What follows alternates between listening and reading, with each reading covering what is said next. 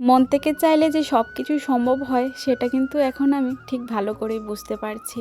আজ অনেক দিন হয়ে গেল তোমাদের সাথে ঠিকঠাকভাবে ভিডিও শেয়ার করতে পারি না। যাক, পুরোনো কথা বাদ দিয়ে চলো নতুন মিনি ব্লগ নিয়ে চলে আসলাম তোমাদের সাথে অনেক দিন পর। তোমরা অনেকে আমাকে বলো যে দিদিভাই ব্লগ ভিডিওর সাথে সাথে মিনি ব্লগও তো দিতে পারো। বিশেষ করে তোমার কথাগুলি শুনতে অনেক ভালো লাগে। আর যখন তুমি ভিডিও দাও না, সত্যি কথা বলতে তোমার থেকেও বেশি তোমার কথাগুলি আমরা অনেক মিস করি। আমি না চাইতেও যে এত এত ভালোবাসা পাচ্ছি তোমাদের কাছে, এটাই আমার কাছে অনেক। তাই তোমাদের কথাও কিন্তু আমি মাঝে মধ্যে রাখার চেষ্টা করি, কিন্তু এখন আর সময় আর পরিস্থিতির চাপে পড়ে এখন আর তোমাদের কথা ঠিকঠাকভাবে রাখতে পারছি না। তো দেখো, এইটা ভিডিওর ক্লিপগুলি কিন্তু অনেক দিন আগের, ওই মে মাসের 1-2 তারিখের হবে, 1 তারিখের হবে, যেদিন তোমাদের দাদাভাই শাশুড়ি মাকে নিয়ে ডাক্তার দেখাতে যাবে ওই দিনের কিছুটা ভিডিও ক্লিপ তোমাদের সাথে মিনি ব্লগ হিসেবে শেয়ার করছি।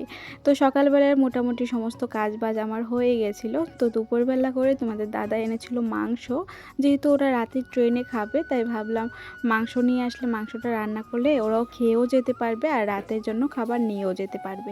তো সেই জন্য কিন্তু রান্নাটা করে নিচ্ছিলাম, আর তার সাথে কিন্তু মেয়ের জন্য কয়েকটা ফল ফসারি কিনে এনে দিয়েছিল, কারণ কখন আসবে না আসবে আবার কে গিয়ে কিনে আনবে, সেই জন্য আর কি। তো এদিকে দেখো, আমার কিন্তু তোমাদের সাথে গল্প করতে করতে মাংসটা বসানো হয়ে গেছে। এখন কিন্তু মাংসটা বসিয়ে বাদ বাকি যে জামা কাপড় প্যাকেটিং করতে হবে ওইগুলি গুছিয়ে দেব।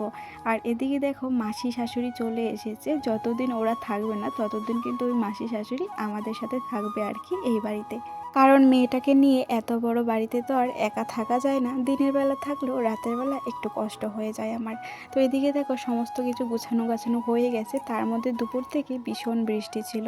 তো ঠাকুরের নাম করে কিন্তু ওরা মা ছেলে বেরিয়ে গেল। আজ থেকে শুরু হলো দিনকোনার পালা। জানি না আবার কবে ডাক্তার দেখিয়ে বাড়িতে ফিরবে। শুধু ঠাকুরের কাছে একটা কথাই বলি, যেন সব ভালো থাকে, সুস্থ থাকে। তো চলো টাটা, ভালো থেকো সবাই।